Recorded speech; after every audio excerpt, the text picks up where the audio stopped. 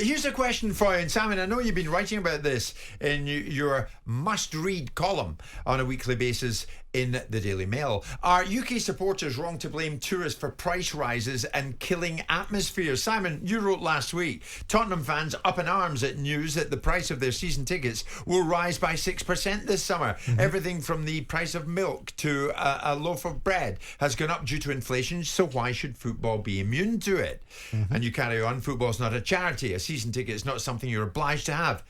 Now, I do, of course, realise that football's hugely important to many people, but the reality is it's a business. Indeed. So, cue Ange Postecoglou. He was asked whether or not Premier League clubs are prioritising attracting tourists or plastic fans who are willing to pay the most to attend a game. And Ange responded thus. See, that's really harsh, yeah? Because I'll tell you why. Because I'm probably plastic and touristy, because I was coming from the other side of the world, really passionate about football. And if I could get access to see a Premier League game, that was the world to me. So to label people plastic or tourists, I don't think that's fair. Just because people live on the other side of the world. This football club has supporters all over the world, have supporters all over the UK that don't always get access to the games of people who live here. And I think we should always have the ability to accommodate them. It doesn't make them any less passionate. I think it's really disrespectful to call fans who are willing to go to the expense of coming halfway around the world. You don't know how passionate they are about their football club. I mean, Simon, the question's simple. I mean, are supporters here wrong to accuse so-called tourist fans for bumping up the prices? Well, of course they are. I mean, that argument is laced with sophistry. It's a false premise. Laced with what? Sophistry, a false argument, disingenuity attached to it. Thank you. Without any substance. You've got 50,000 season ticket holders at Tottenham Hotspur. That's what you've got, right? So then you put in the away allocation. So you're talking about 4,000 or 5,000 tickets. So you're suggesting that the nature of an international football club that's got players that are playing in it from all over the world is the reasons why season ticket, or not season ticket prices, but prices full stop, have gone up by 6%, i.e. the first rise in 5 years, is because the global success of the football club brings in a few fans that don't live in this country. What a silly argument. Daniel Levy's put the price up because he wanted to put the price up because he can generate 6% more money. And if my argument would be for Daniel on his behalf, why didn't you put it up by 1% per year? And no one would have said anything. So you haven't put it up for 5 years. You put it up for on the fifth year for 6%, and everyone's crying. Okay. Would you have done this, or you would have structured it differently? Is what you're saying? I think you reduce the argument to who was going to argue about a 1% increase every year? But is it really about the cost of living? If your season ticket, no. But I'm using it as a comparison. Why is football immune? Why is every other part of society have a cost-based increases, the provision of electricity, the provision of services, the goods that you supply, the cost implication of wages? You've seen the minimum wage in this country go up by something like 15% as a result of new legislation. Why are all these costs immune to football? You're making an argument based on inflation and the cost of living. I'm making an argument based upon the commercial realities of life. Tottenham have just announced the 8th highest revenues in Fantastic. world football. They're a business. So did they need to bump it up by 6%? But what's the revenues got to do? I find this. Tottenham got 100 million plus for Harry Kane. I find this ridiculous argument about revenues is irrelevant. What's your costs? Revenue is irrelevant. That's like driving for show and putting for dough, isn't it? The bottom line is that if you turn up a highest revenue in world football equals making a ton of money. Does it? Do you know what their profits are? Not great.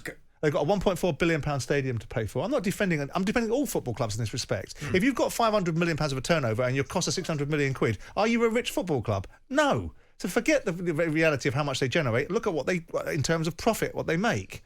And if they're going to put 6%, do we really believe, for the purpose of this conversation, that putting a 6% increase on season tickets for the first time in no increase for 5 years in a new purpose-built stadium that's cost £1.4 billion to bring is unreasonable? But we're calling out your argument a bit that everything from the price of a pint of milk to a loaf has gone up due to inflation. So we're indulging in some more sophistry. No, because everything goes up.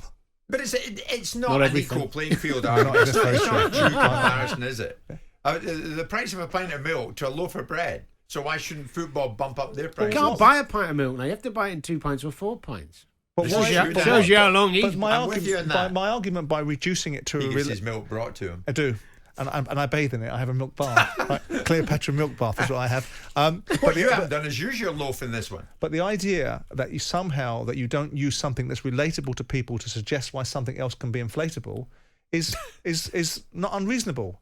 Everything else in life, from the price of a gallon of petrol to cars to everything that we're doing in life, has been as a result of. I'm not going to get into that territory with you, Danny. Has had a price increase. So why is Tottenham immune? Or season ticket holders immune? Why do you think football's immune? Look at the messages. Here he is, coming to his pal Daniel's rescue again. I'd say it was Liverpool. It's perception what you're talking about. You're talking about 6% perception. I argued for Liverpool that they should have been able to furlough their staff. Why does Greggs and Costa Coffee and all these businesses that make hundreds of millions get to furlough their staff, but football couldn't? Would you have done what Daniel has done and removed the concessions for new season ticket holders aged 65 or over?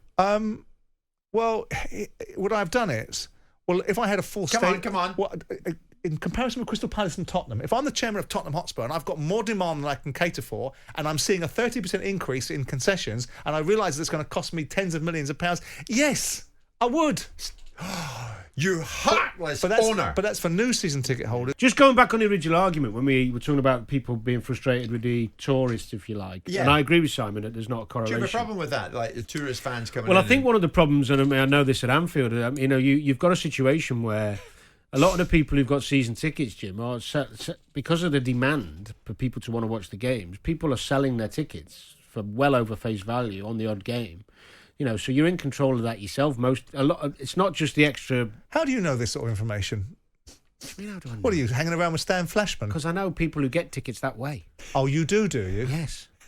Sorry, Danny, carry on. Well, no, it's a lot of the bigger clubs whose fans are moaning at themselves, really, because there's a lot of fans at the big clubs who are selling the tickets on certain match days to make a fortune because a certain tourist wants to go to the game. That's a problem that needs solved. But that's a different argument. Was well made, but that's a different argument. Yeah. No, I know it is. What and Jim I'm is trying to separating characterise is the preposterous capitalism in football that enables someone to do something as offensive as increase season ticket prices that have been statued for 5 years, or whatever the terminology is. If people were that annoyed, Simon, they wouldn't buy them. What's the word I'm looking for, Jim? Well, the price rise, there's a good message there. The price rise will cost the fans $3 million or so. Will that actually matter to Spurs in the bigger picture? Well, my understanding of Spurs' gate receipts is that they have the potential of being upwards of 100 million quid. So it's a little bit more than three. And yes, it's the sum of all its parts. Marginal gains, Dave Brailsford would have you believe, is an important component part. So if you can increase your bottom line by £3 million... Yeah.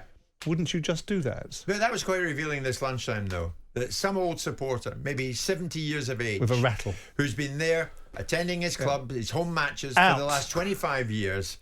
This time we're gonna push we're gonna remove your next generation for a new season ticket. Pensions just the lifetime value of a 25-year-old fan is far more valuable.